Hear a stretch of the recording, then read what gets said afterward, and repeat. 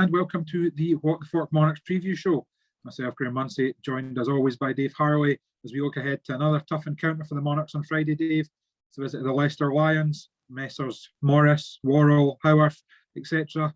Couldn't ask for a tougher match on the back of that home defeat to Glasgow, what will be a fortnight ago by that time.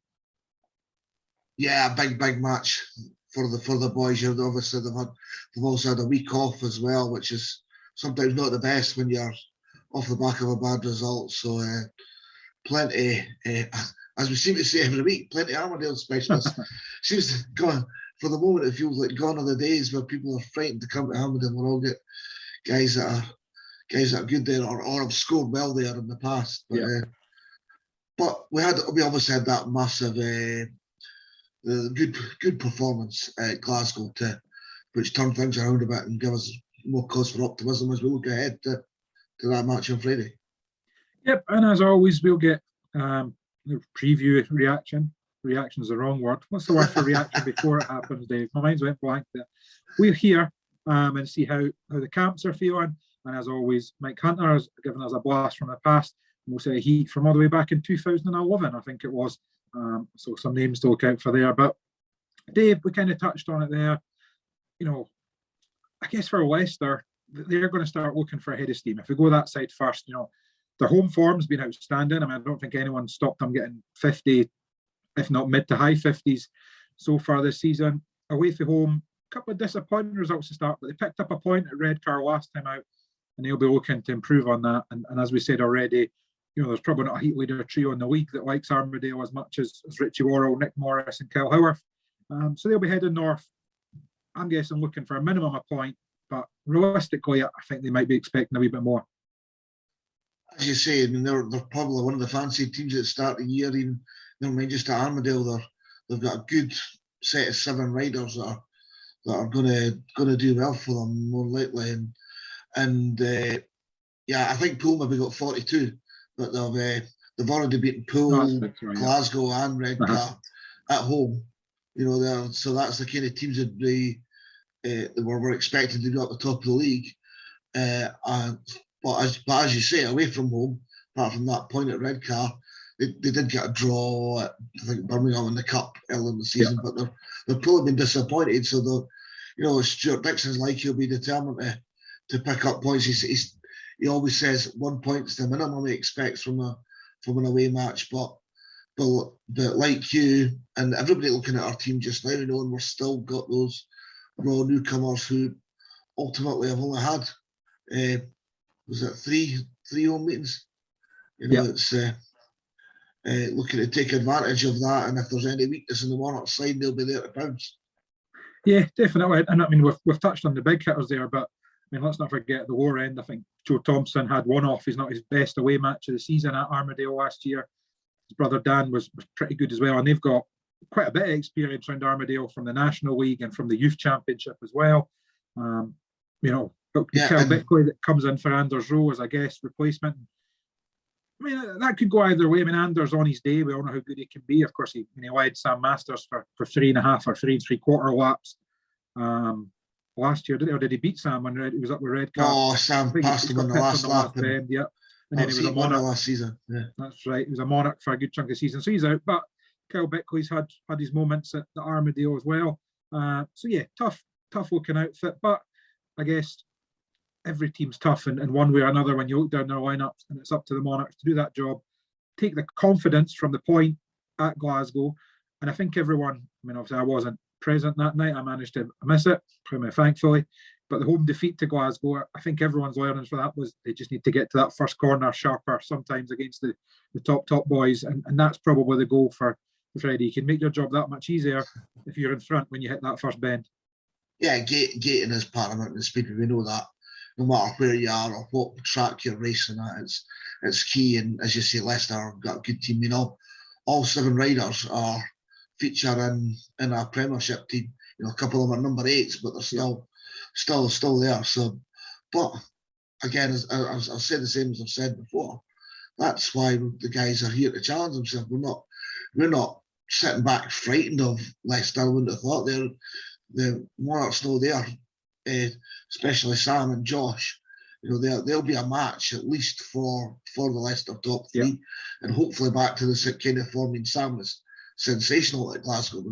There's no other word for it as far as I'm concerned. That's best I've seen him and scoring points. And Kye seems to have got his mechanical gremlins sorted on the Friday night and came out won his last race there, and then was very good at Glasgow on Sunday as well. The other boys, everybody had a decent finish to the meeting. You can argue that it was already gone and maybe Glasgow took their foot off the gas a wee bit, but we had 3 or 4 wins in the later stages. Just need to get out the starts earlier and sort it earlier. And as we continually say about Paco, getting that first half of the programme sorted. Yeah. I think we need to tell him the meeting starts at 7. And then by the time it's 7:30, he'll be roaring to go and there'll be a maximum coming out. Yeah, definitely. Yeah, you mentioned that there, Dave, and you're right. It's, the Monarchs can't worry, and they don't worry about who's at the other side of the tapes. If they go out and do their job, they know what they're capable of. I spoke to Jacob earlier in the week, for this week's programme, and he seemed pretty content with how things are going, but hoping for a bit better. And he knows that getting out the start will help that, but he's been competitive in every match. We've seen Lassie had an excellent first weekend, maybe been a little bit subdued since then. A mixture, he was struggling to get out at the start of Open Newcastle, and then more bad luck he couldn't ask for in that match at Ashfield. He doesn't touch the tapes in Heat 1 and he gets disqualified, and then in the second one he's kind of left with nowhere to go but to put the bike down, and finds himself on the deck again. So things will turn. But he did pick himself up and got a good point in his last race. So again, it's got to look forward. So yeah, definitely doing well. And obviously James should be back as well. After the congratulations to him and his missus for the birth of their baby, but it's all good. Yeah, you mentioned that there, and he probably could be key. We've seen, in his home fixtures this year, obviously the maximum against Newcastle. Off the top of my head, it was paid 8 against Glasgow, so still a very good return against a pretty sharp reserve pair in Daniel Hume and Connor Bailey. So yeah, he could be a key man for us.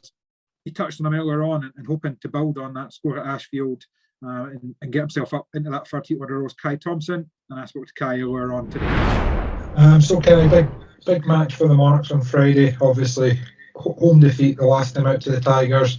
Need to turn that around, but it won't be easy. Leicester look pretty strong as well. Yeah, no, they definitely definitely going to be a big match for us.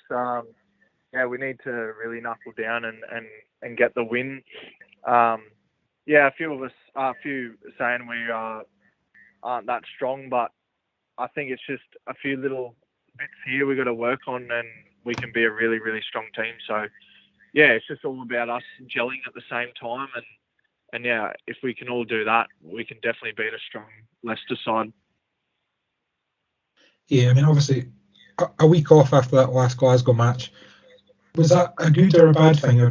I think a lot of regulars really just want to get the next match up as soon as possible and get back on track, don't they? So maybe having that week off hasn't been a great thing. Yeah, it's not the best. Like, we just want to, obviously, after things don't go well, we want to be out there the next day, proving everyone wrong and making us feel like, even in ourselves, prove that we can do better than that. So, and we know we can. But having the week off sometimes isn't the greatest, or even having 2 weeks off. It was just only lucky I was able to guest on Friday with Glasgow, so it's sort of keeping me in the loop. But for the others, it's not so good. Yeah, and I guess looking at the season so far and how it's went overall, it's been a fairly solid start for the Monarchs. It was good to bounce back and get that point at Ashfield on the Sunday after. Through in the cup, one home and away against Newcastle, and then a good home performance against Berwick. So, everyone in the camp can take positive so far, and it would be another big scalp come Friday, and that's what it's all about. Another 3 points and start working towards those playoffs. Yeah, 100%. It was a big blow for us losing at home against Glasgow, but it just shows you what team we are. We didn't have Sarge, so that was a bit of a kick in the guts, but that's not like he had to go, and that's fine by us. But it was just a kick in the guts. We didn't have him because yeah, we were able to dig deep and with a good performance at Ashfield, and yeah, not too many teams run Glasgow close at home. So yeah, it was good to the team spirit. We dug deep and we really tried hard, and it was good to bounce back and take a point from Ashfield at Glasgow. What not many can do. Yeah, and then I guess from your own point of view, the season so far, would it be fair to say it's been a wee bit up and down, and I guess it's just looking for that consistency now. Obviously, nice score at Ashfield last time out, some good races here and there, and obviously the last home match against Newcastle, I think you would have been unbeaten, but for that one spill. So looking just to build on those kind of scores and add a bit of consistency. Yeah, that's right. Yeah, it's been up and down. I can't put my finger on it why I didn't get off to such a great start. It was just it wasn't bad, but it was just slow and not what I quite expected. But yeah, we're starting to get on the roll now, and hopefully I can just keep that consistency going. And then because if I don't, I really need to, where the position I'm at, I really need to be third heat leader and backing up the boys, and otherwise, the team's not so strong without me putting in good top performances every week. So. Yeah, and then looking to Leicester again on Friday. Obviously, they're led by Nick Morris and Richie Warrow, a couple of guys you know well, both personally and professionally. So it'd be nice to get one over on them as well as helping the Monarchs to those 3 points. Yeah, definitely, it's good. I'm hoping to put in a good performance. I just got to be aggressive, and because they're going to be aggressive against us. So we just got to put the head down and do our best, and yeah, that's all we can hope for. But yeah, it's going to be a tough side. Obviously, yeah, Nick and Richie are very strong around there, but I believe in the boys that they can put in a good performance and outdo the other riders. David Kye there, he kind of knows what he wants to do. He knows what's expected. It's been a bit of an up and down start to the season, as I kind of questioned on and admitted himself. But consistency will come. I think maybe it's easy to forget that this is still only Kye's second year over here. He had such a good debut year. So there's still going to be things that are new to Kye when it comes to setups and weather and track conditions and stuff. But we all know what Kye's capable of, and we've no concerns with his form the rest of the way.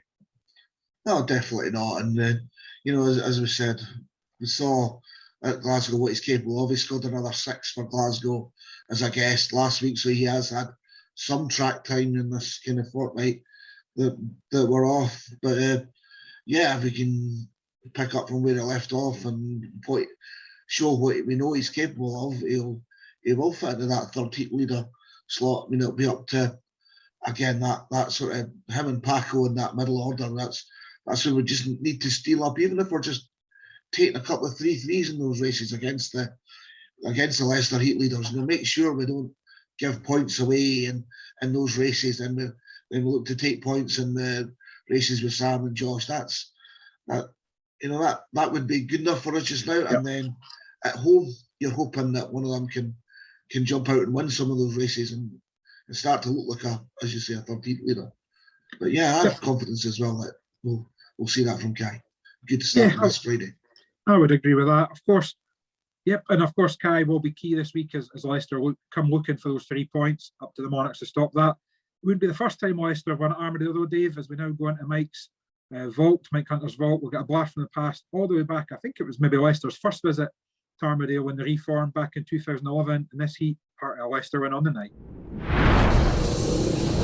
Heat 8, Jan Graverson again, Gate 1 again, Jay Hearn in Gate 2, John Oliver in Gate 3 and Matthew Weathers in Gate 4. And again the visitors make the start.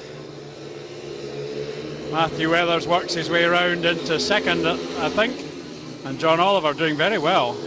He was nearly a Monarch a few years ago. Certainly riding like he knows the place.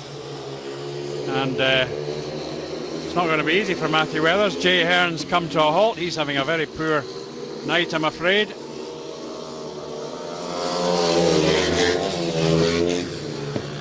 Weathers trying desperately to get to grips with Oliver, and he's closed in there. Oliver's really riding well. Weathers goes for a wider line, trying everything. Where's he going this time? He's cut to the inside again. It nearly worked on the last lap.